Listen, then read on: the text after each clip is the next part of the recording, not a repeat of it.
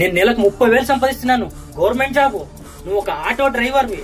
నేను కింగ్ రా అంటే నువ్వు కింగ్ అంటావా? రారా అంజీ గారిని అడుగుదాం. సరే పదా. రే అంజీ, నేను గవర్నమెంట్ జాబ్ చేస్తున్నాను, నా జీతం 30,000. వాడు ఆటో తోలుతున్నాడు, వాడి జీతం 20,000. వాడు కింగా, నేను కింగా? నీ డ్యూటీలో నువ్వు ఎన్ని గంటలు పని చేస్తావు? నేను 7 లేదా 8 గంటలు పని చేయాల్సిందే, లేకుంటే చెప్పుతో కొడతారు. మరి నువ్వు 2 లేదా 3 గంటలు. తర్వాత ఏం చేస్తావు? తర్వాత పడుకుంటాను, ఐ మీన్ రెస్ట్. లేదా తోటలో ఏమన్నా పని ఉంటే చేసుకుంటాను. ఇప్పుడు చెప్తాను కింగ్ ఎవరు. శ్యామ్, డ్యూటీ టైంలో నువ్వు పడుకుంటే నీ పైన ఉన్న అధికారులు అడుగుతారు ఎందుకు పడుకున్నావని. సోము పైన ఏ అధికారి లేడు, ఎవడు అడగాడు. ఇప్పుడు శాలరీస్ చెక్ చేద్దాం.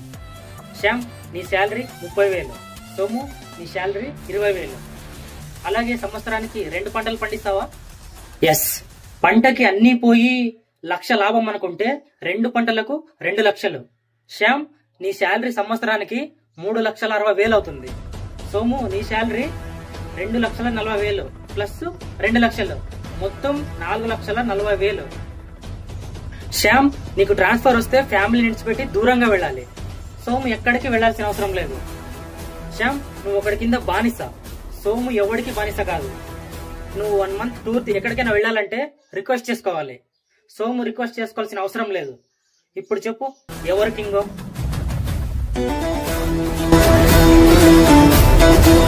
శ్యామ్, నువ్వు ఒప్పుకున్నా ఒప్పుకోకపోయినా గవర్నమెంట్ జాబ్ కానీ ప్రైవేట్ జాబ్ కానీ ఒక గుడ్డు చాకిరి. సోముని ఆటో డ్రైవర్ అని చులకనగా చూడకు, ఎందుకంటే వాడు కింగ్.